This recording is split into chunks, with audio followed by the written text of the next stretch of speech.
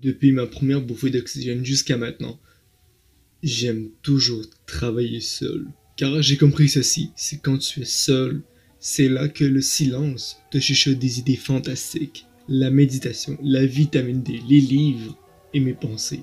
En plus d'heures passées avec moi que n'importe quelle autre personne que je connais. Quand vient le temps de travail d'équipe, les professeurs pensent que plus de cerveaux sur leur travail égale meilleur travail. Mais on sait également que plus de cerveau sur le travail égale projet moins complet, cerveau plus distrait. C'est pourquoi j'étais le seul élève à demander la permission de travailler seul, car travail et activité sont deux choses différentes. Alors n'écoute pas les professeurs qui te disent que le travail d'équipe, c'est pour connaître ton coéquipier, car ici on est là pour apprendre, ensuite se divertir plus tard, plutôt que se divertir maintenant et regretter plus tard. Travaille comme moi maintenant et amuse-toi plus tard, mais pas l'inverse. Pense comme moi ou comme toi, mais pas comme les autres. Pourquoi? Car ce qu'on appelle majorité est plus toxique pour nous que juste un mauvais ami. Maintenant, ce n'est pas montre-moi tes amis et je saurai te dire qui tu es, mais plutôt montre-moi ta For You page et je saurai te dire qui tu es. Car nos meilleurs amis sont les gens qu'on suit le plus sur les réseaux sociaux. Pourquoi? Car ils renforcent nos croyances et nos idées. Mais nous, on ne veut pas avoir une même idée répétée 1000 fois. On veut avoir 1000 idées répétées une seule fois. C'est pourquoi je me questionne toujours sur ce que j'écoute, mais je questionne jamais les paroles de mon entourage. C'est pourquoi je ne peux m'empêcher d'avoir une moindre interaction sociale durant la journée, car on est des êtres sociables depuis les tout premiers sapiens. Écoute-moi attentivement, depuis mon tout premier ami, à l'âge de 6 ans, je n'ai jamais cessé d'imiter le comportement de mes proches pour développer le plus de points communs. Résultat, toutes les personnes que j'ai imitées ne m'ont jamais lâché. Triste à dire. C'est moi qui a dû les lâcher. Car tel est le monde. C'est quand tu es assez près des gens qu'il enlève le masque. Je ne suis alors pas étonné qu'il y a des gens qui se retrouvent dans des groupes plus toxiques.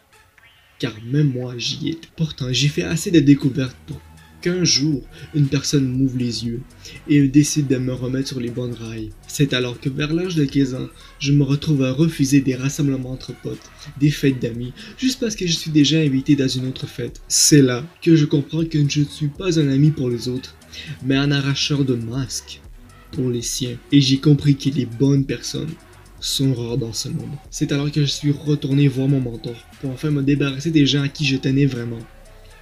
Certains appellent ça manipulation, moi j'appelle ça persuasion. Finalement, arrivé aujourd'hui, mon mentor est devenu mon élève. Incroyable. Pourquoi? Car pour imiter les autres, il fallait que je sois le plus attentif possible. Donc, première habitude à prendre si tu veux de 1. Apprendre des autres.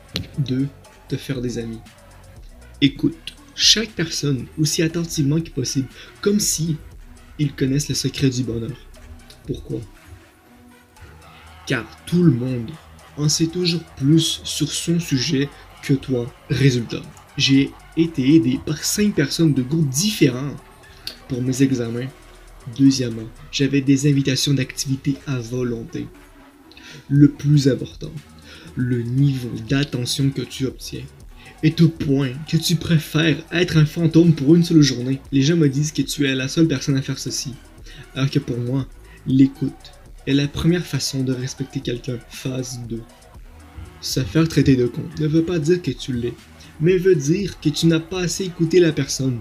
Car retiens ceci, chacun a sa propre philosophie et ses formules de vie. C'est pour cela que nous, on veut avoir le plus de formules des autres pour vivre mieux qu'eux. C'est pour cela que deuxième règle, quand quelqu'un te dit des mots méchants, laisse-le du temps. Et par la suite, avec tes actions, tu peux décider de montrer qu'il faut faire attention à qui il s'adresse. Quand quelqu'un t'insulte ou rabaisse, écoute simplement et ne dis rien. Fais croire qu'il a raison et ensuite, montre par tes actions que tu ne rigoles pas. Car écoute bien, les mots, c'est pour faire beau dans la foule. Les actions, c'est pour te sortir de la foule. Peu de gens osent me rabaisser et insulter, car dans la semaine qui vient, ils se retrouvent facilement avec des conséquences plus lourdes, ce qu'ils m'ont fait subir, mais jamais physiques, car j'ai appris une loi que beaucoup de personnes partagent, la loi du talion. Je me retrouvais alors à laisser des mois de messages en vue. Je donnais des vents glaciaux à la personne qui essaie de reprendre contact avec moi, car rappelle-toi ceci, ici, on est cette personne indispensable. Donc, règle 2. S'il critique le constructeur de pont, coupe les cordes du pont qu'il prend le plus et il te suppliera d'arrêter. Phase 3. Comment faire pour arriver à mon niveau? Fais assez de découvertes pour au final tomber sur une personne qui écoute plus que toi. Excusez-moi, mais puis-je dîner avec vous? Ne marche pas. Regarde avec qui tes amis traînent le plus pour agrandir ton cercle social marche plus. Résultat, tu n'es pas perçu comme un nouveau. Secondo, les gens t'acceptent beaucoup plus. Beaucoup de gens préfèrent être le meneur de groupe pour avoir le plus de pouvoir et d'attention. Donc ils restent toujours dans le même groupe, peu importe les conditions. Mais tu connais la règle. La raison de la majorité n'est jamais la bonne. C'est pour ça que moi j'opte plus sur connaître le plus de personnes pour avoir un niveau d'influence supérieur. Danger, si tu cherches à plaire à tous, tu as tout perdu. Car si tu te fixes des objectifs qui dépendent que de toi, tu as 2 pas d'avance sur les autres. Donc fais comme moi ou comme toi, mais pas comme les autres. C'est pourquoi j'étais au point de refuser des rassemblements entre amis. Car ici, on ne cherche pas à plaire, mais on fait ce qui nous tente le plus. Prête attention. Le cerveau s'adapte rapidement, donc il s'ennuie rapidement. C'est pourquoi est-ce que les gens portent attention aux personnes qui parlent avec le silence quand ils sont seuls, et non pas aux personnes qui parlent aux autres quand ils sont seuls. Pourquoi? Quand? Comment? Avec qui? Ajoute ces mots dans ton vocabulaire courant pour développer le plus de liens avec les proches. Cette phrase ne vient pas de moi. Quand on parle avec quelqu'un, c'est toujours la personne en face qui a raison. Mais c'est seulement dans notre tête qu'elle a tort. Si tu as une seule chose à retenir, c'est ceci. Montre à la personne en face que c'est elle qui dirige la navette. Mais dans les coulisses, le pilote n'écoute que toi. Cordialement, Danilo.